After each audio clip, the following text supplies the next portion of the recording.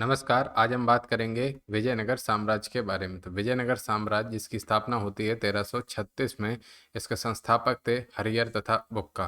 हरिहर और बुक्का पहले काकतीय वंश के शासकों की सेवा में थे। ये युद्धबंदी बनाए गए किसके द्वारा? मोहम्मद बिन तुगलक के द्वारा। फिर दोनों ने क्या? इस्लाम को स्वीकार कर लिया और ये दक्षिण भारत के विद्रोह को दमन करने हेतु भेजे गए और विद्यारण्य ने इन्हें वापस से हिंदू धर्म में दीक्षित किया। और हरिहर एवं बुक्का ने विद्यारण्य व सायण की सहायता से विजयनगर साम्राज्य की स्थापना करी। तुंग तुंगभद्रा नदी के दक्षिणी छोर पर अन्य नामक स्थान पर। तो विजयनगर जो था उसका आधुनिक नाम हम्पी था। विजयनगर का आधुनिक नाम हम्पी था और हरिहर तथा बुक्का दो भाई थे। इनके पिता का नाम था संगम। तो संगम वंश चलता है 1336 से 1485 और फिर सालों आते हैं 1485 से 1505। फिर तुलुव वंश आता है 1505 से 1570। फिर आता है अराविडु या अराविदु वंश, ये 1570 से एंड सो ऑन। याद रखना, संगम, सालव, तुलुव, अराविडु ये क्रम आते हैं, सन नहीं आएगा। ये नहीं आएगा कब से कब तक। संगम वंश भले ही पूछ ले तो 1336 से 1485। संगम, सालव, तुलुव और अराविडु वंश। तो अब बात करें संगम वंश की। तो संगम वंश 1336 से 1356 के बीच रहा।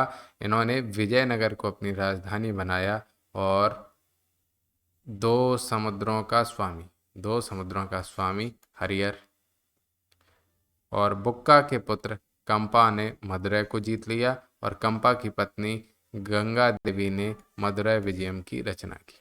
बुक्का के पुत्र कंपा ने मदुरै को जीत लिया और बुक्का के पुत्र कंपा ने मदुरै जीत लिया और कंपा की पत्नी गंगा देवी ने मदुरै विजयम नामक ग्रंथ की रचना करी। इसके बाद आते हैं बुक्का। तो बुक्का ने 1356 से 1377 तक राज किया विजयनगर साम्राज्य पर। इसकी उपाधि थी वेद मार्ग प्रतिष्ठापक। और बुक्का ने दक्षिण भारत में वैदिक संस्कृति को प्रसारित किया सायण की सहायता से। और इसके बाद संगम वंश से ही संबंधित था हरिहर व बुक्का। और सायण को कहा जाता है वेदों का भाष्यकार। सायण को कहा जाता है वेदों का भाष्यकार और इसी को कहते हैं तीन समुद्र का स्वामी। इसी को बोलते हैं तीन समुद्रों का स्वामी। इसके बाद हरिहर बुक्का के बाद आते हैं हरिहर द्वितीय, जो थे 1377 से 1404 के बीच में। तो हरिहर और बुक्का के बाद हरिहर द्वितीय 1377 से 1404 के बीच में। और हरिहर द्वितीय ने उपाधि धारण की महाराजाधिराज। हरिहर एवं बुक्का ने महाराजाधिराज की उपाधि धारण नहीं की थी, हरिहर द्वितीय ने ये उपाधि धारण की थी। फिर आते हैं देवराय प्रथम। तो इटली के यात्री निकोलो कोंटी ने विजयनगर की यात्रा की। देवराय प्रथम के समय सपत्नी आया था और निकोलो कोंटी के अनुसार देवराय प्रथम ने तुंगभद्रा नदी पर बांध का निर्माण कराया और नहरों का निर्माण कराया। इसके बाद आता है राजा देवराय द्वितीय।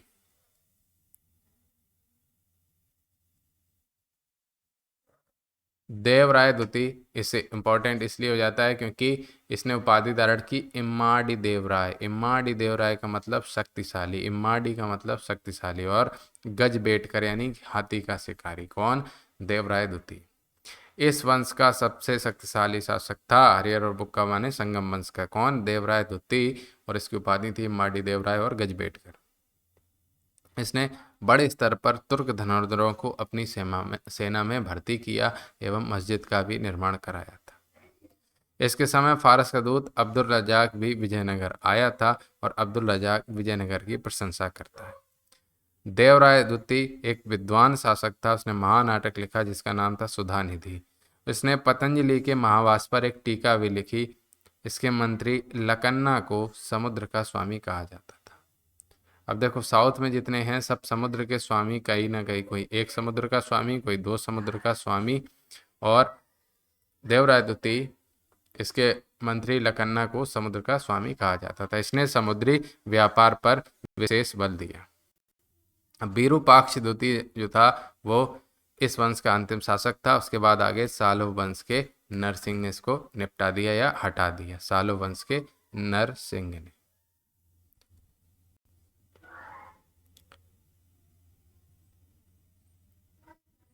अब आते हैं तो चंद्रनगर के गवर्नर सालोम नरसिंह ने नए वंश की स्थापना कर दी।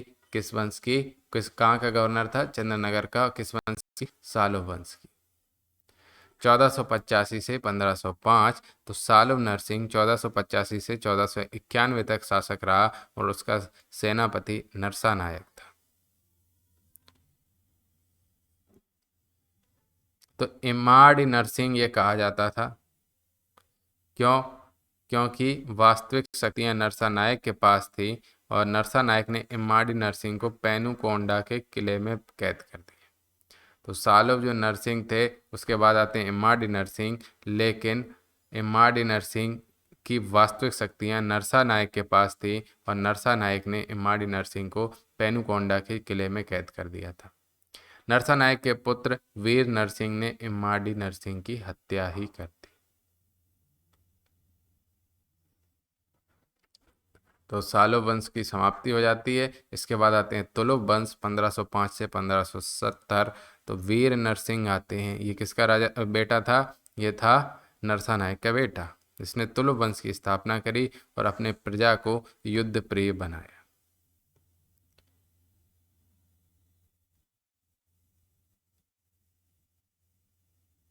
अब आते हैं तुलुप वंश के सबसे शक्तिशाली राजा आने महान राजा कृष्णदेव राय के भी बारे में। तो कृष्णदेव राय किस वंश से संबंधित थे? तो तुलुप वंश से। ये 1509 से 19 तक शासन करते रहे। इन्होंने उड़ीसा के गजपति को 4 बार पराजित किया और गजपति की बेटी से विवाह कर लिया। पुर्तगालियों से मित्रता की और पुर्तगाली गवर्नर जो अल्बुकर्क था वो इसका मित्र था। इसने पुर्तगालियों को भटकल में किला बनाने की अनुमति प्रदान की और पुर्तगालियों ने बीजापुर से गोवा को छीन लिया।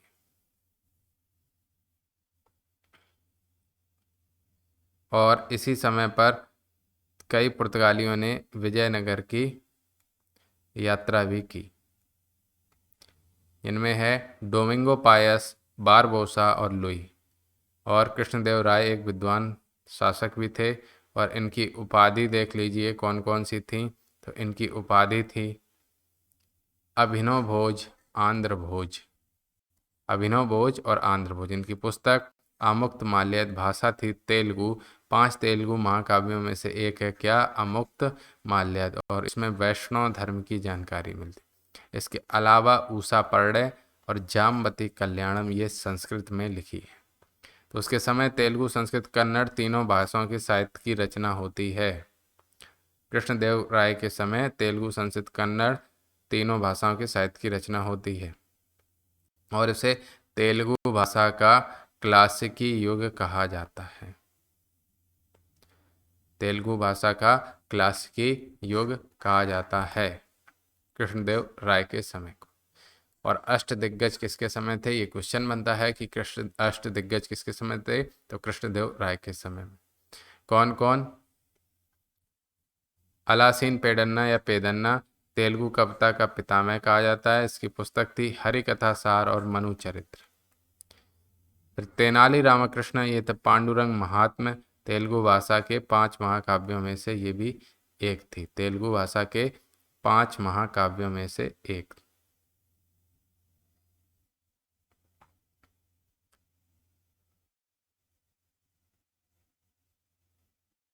तेनाली रामकृष्ण। उसके बाद आते हैं धुर्जटी, जिन्होंने लिखी कालहस्ती महात्म्य। नंदी तिम्मन, परिजात हरण, भट्ट मूर्ति, जिन्होंने लिखी नरस भूपालियम। और अय्यल राजू रामचंद्र, इन्होंने लिखा रामाम्युदयम। और पिंगली सुरन। विट्ठल मंदिर का निर्माण कराया कृष्णदेव राय ने। इसने कृष्णदेव राय ने ब्राह्मणों व मंदिरों को भूमि अनुदान दिया, जिन्हें देवदेह या ब्रह्मदेह कहा जाता था। इन्हें देवदेह या ब्रह्मदेह कहा जाता।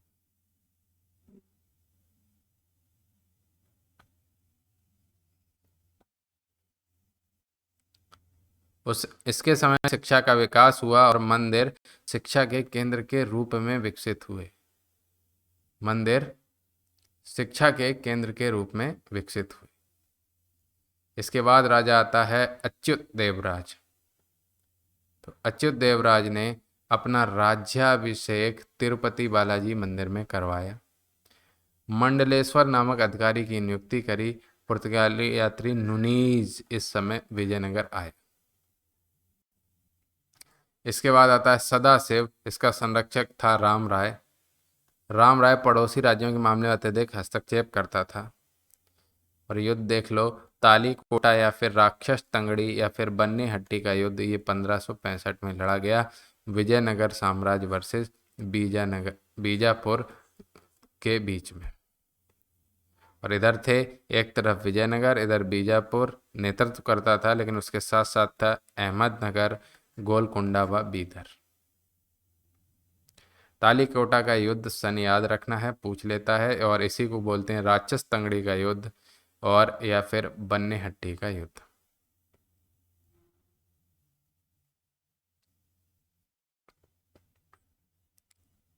राम राय या राय राय, जिसको बोलते हैं राय राय या राम राय, वो लड़ता हुआ मारा गया। विजयनगर के समक्ष थे बीजापुर, जो कि हेड था युद्ध का, और उसके बाद अहमदनगर, गोलकुंडा, बीदर। और क्वेश्चन पूछता है किसने भाग नहीं लिया, तो बरार ने इस युद्ध में हिस्सा नहीं लिया।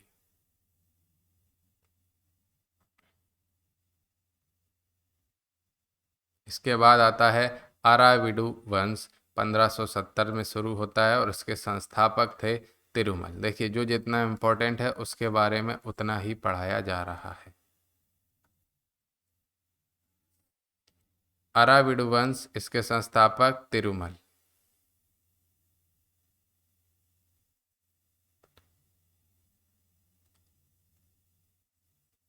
अब बात करें विजयनगर की प्रशासनिक व्यवस्था की।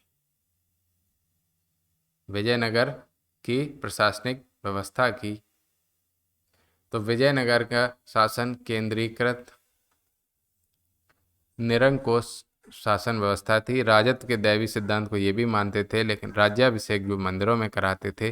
और चाणक्य के सप्तांग सिद्धांत को मानते थे, जिसमें मतलब है राजा, क्षेत्र, अमात्य, सेना, दुर्ग, कोष व मित्र।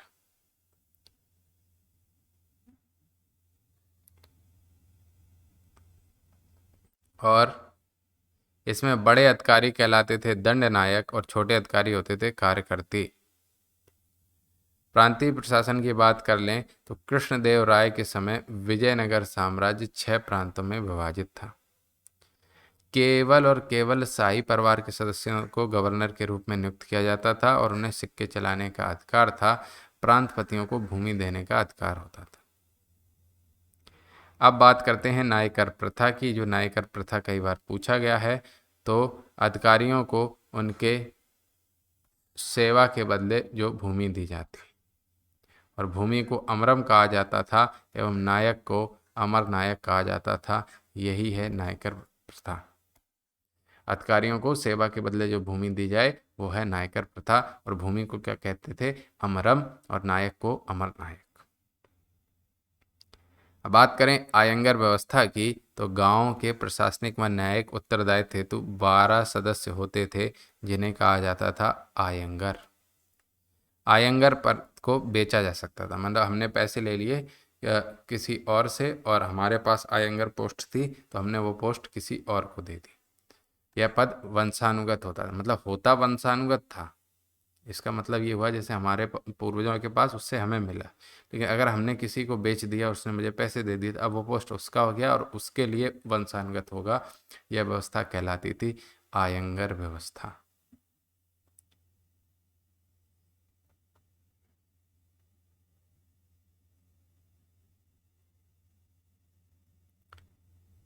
विजयनगर की सामाजिक स्थिति के बारे में बात करें तो स्पष्ट रूप से 4 वर्णों में विभाजित नहीं था। स्पष्ट रूप से नहीं था। ब्राह्मण प्रशासनिक कार्य करते थे, दास व्यापार, इसको कहते बेसबाग, और कारीगर वीर पांचाल। उत्तर भारतीयों को क्या कहा जाता था? इंपॉर्टेंट है, बड़वा। बड़वा, बा है ये, भा नहीं है। और महिलाओं की स्थिति अच्छी थी। महिलाओं को अंगरक्षकों के रूप में भी नियुक्त किया जाता है, इम्पोर्टेंट। महिलाओं को प्रशासनिक पदों पर भी नियुक्त किया जाता था। विदेशी यात्रियों के अनुसार सती प्रथा का प्रचलन था, देवदासी प्रथा का भी प्रचलन था और वेश्यावृत्ति का भी प्रचलन था।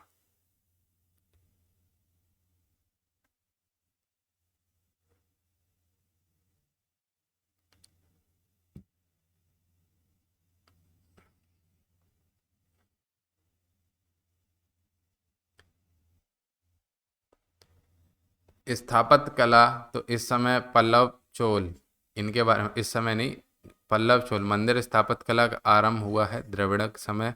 चोलों ने बनाए विमान और गोपुरम। विजयनगर में क्या विशेषता थी, वो थी अलंकृत स्तंभ, कल्याण मंडप, अम्मान मंदिर और गोपुरम माने कि प्रवेश द्वार। गोपुरम मतलब जिससे मंदिर में घुसते हैं उसको बोलते हैं प्रवेश द्वार या फिर गोपुरम। तो गोपुरम में इसकी सजावट पर विशेष ध्यान दिया गया विजयनगर के समय। देवराय द्वितीय ने हजारा स्वामी मंदिर का निर्माण कराया और कृष्णदेवराय ने विट्ठल मंदिर का निर्माण कराया एवं नांगलपुर नामक शहर बसाया।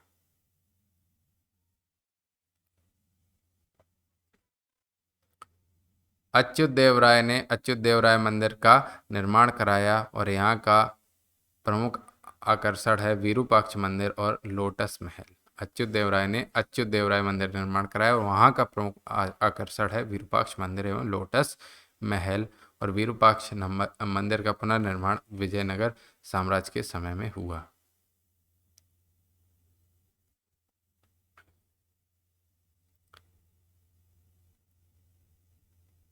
अब आते हैं बहमनी साम्राज्य। 1347 में इसका स्थापना होती है। इसके संस्थापक थे अमीरान सादाह और इब्न बतूता जो था उसने अपनी पुस्तक रहला में अमीरान सादा का उल्लेख किया है। अमीरान सादा ने इस्माइल मुख को अपना नेता चुना। इस्माइल मुख ने हसन जफर को अपना शासक बनाया। हसन अलाउद्दीन बहमन शाह के नाम से शासक बना और अपनी राजधानी बनाई, बहमनी साम्राज्य की राजधानी बनाई गुलबर्गा। गुलबर्गा।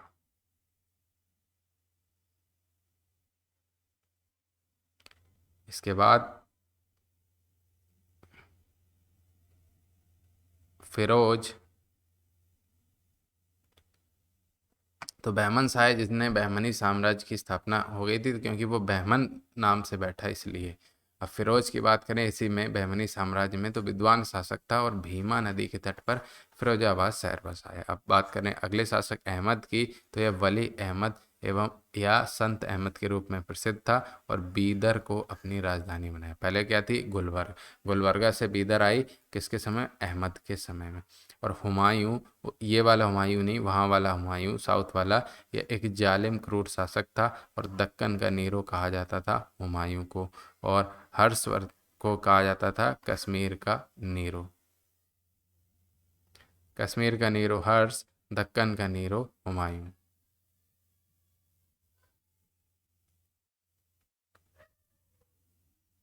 अब बात करें मोहम्मद तृतीय की, इसमें कुछ इंपॉर्टेंट बातें हैं। वो ये हैं कि इसका वजीर था जो महमूद गवा था, यही इंपॉर्टेंट है। ये ईरानी था और गवा ने बहमनी साम्राज्य को शक्तिशाली बनाया और गवा ने विजयनगर से गोवा को जीत लिया और बहमनी साम्राज्य का स्वर्ण काल आ गया।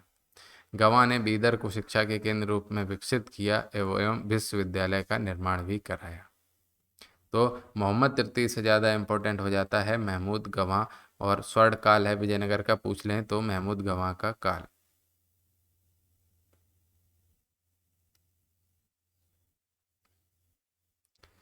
गवाह जो था वो पड़ोसी राज्यों से पत्राचार करता था। पत्रों का संकलन रिजायुल इंसा कहलाता था। गवाह षड्यंत्र का शिकार हुआ और मोहम्मद ने उसी को मृत्युदंड दे दिया। मोहम्मद तृतीय को जब इस बात का एहसास हुआ कि उससे गलती हुई, उसने भी आत्महत्या कर ली।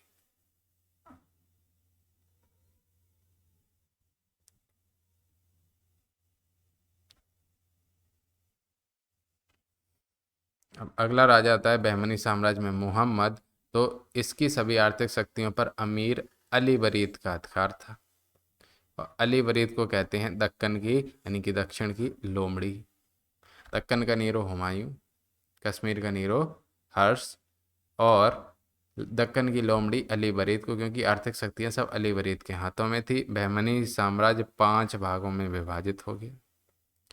5 भाग याद रखना है: बरार, बीदर, बीजापुर, अहमदनगर व गोलकुंडा। अहमदनगर व गोलकुंडा। बरार, बीजापुर, बीदर, अहमदनगर व गोलकुंडा। और अब देख लो किसमें कौन सा वंश है। तो गोलकुंडा आपको याद रखना इंपॉर्टेंट है, कुतुब शाही वंश। बीदर में बरीद शाही वंश हो गया। अहमदनगर में निजाम शाही वंश। और बीजापुर इंपॉर्टेंट है, यूसुफ आदिल शाह के नेतृत्व में। देख लो, बीजापुर यूसुफ आदिल शाह के नेतृत्व में आदिल शाही वंश। बरार में हो गया इमाद शाही वंश, फतेहुल्लाह इमाद शाह के नेतृत्व में। ये याद रखना है, बरार में फतेहुल्लाह इमाद शाही के नेतृत्व में इमाद शाही वंश, बीजापुर में यूसुफ आदिल शाही के नेतृत्व में आदिल शाही वंश, अहमदनगर में मलिक अहमद निजाम के में निजाम शाही वंश, गोलकुंडा कुली कुतुब शाह के नेतृत्व में कुतुब शाही वंश, और बीदर में अमीर अली बरीद के नेतृत्व में बरीद शाही वंश। दक्कन की लोमड़ी थी यही बीदर।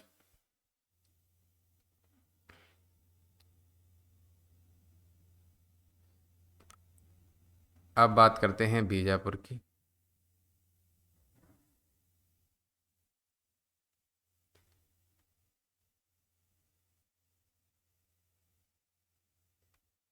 तो बीजापुर का संस्थापक कहा जाता है यूसुफ आदिल शाह। इसके बाद आते हैं इब्राहिम आदिल शाह।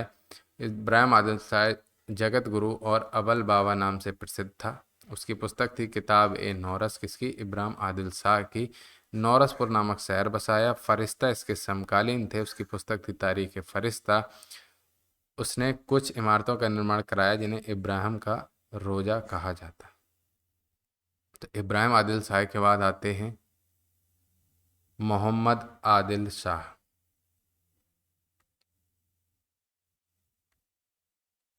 तो मोहम्मद आदिल शाह, यही तो क्वेश्चन है, मोहम्मद आदिल शाह। तो मोहम्मद आदिल शाह ने बीजापुर में स्वयं के मकबरे का निर्माण करवा लिया, जिसके बोलते हैं गोल गुम्बद कहा जाता है। और मध्यकालीन भारत का सबसे बड़ा गुम्बद गोल गुम्बद। और ये था किसका मकबरा? मोहम्मद आदिल शाह का।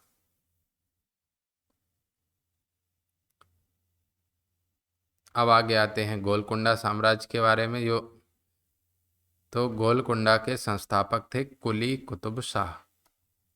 तो हैदराबाद शहर किसने बसाया? कुली कुतुब शाह ने। हैदराबाद का प्राचीन नाम हृदयनगर। योगी आदित्यनाथ से अच्छा कौन जानता है?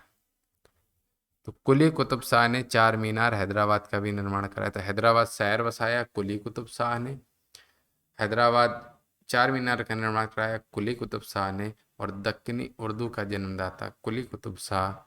और भाग्यनगर ये जगह थी, हृदयनगर ये जगह थी हैदराबाद। और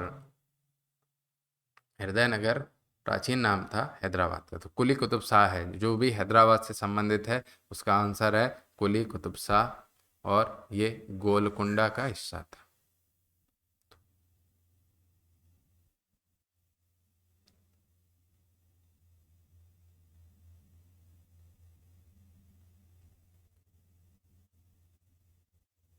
तो अब आगे बढ़ते हैं। आगे सूफीवाद। तो सूफीवाद और भक्ति आंदोलन हम अगले वीडियो में कंप्लीट करेंगे। इसके बाद मेडिवल हिस्ट्री हो जाएगी आपकी कंप्लीट। और एक आएगा कंप्लीट रिवीजन वीडियो, जो होगा 45 से 50 मिनट का बस। तो ये वीडियो देखो, उसके बाद कंप्लीट रिवीजन वीडियो। यहाँ से समझने का प्रयास करो, रटने की ज़रूरत नहीं है। जितना घुस जाए दिमाग में उतना ठीक, ना घुस जाए कोई दिक्कत नहीं है। फिर रिवीजन वीडियो वाला सारा दिमाग में उतार लो, आराम से देखो। अब आएगा, सब्सक्राइब कर लीजिए चैनल को, अब आएगा मॉडर्न हिस्ट्री।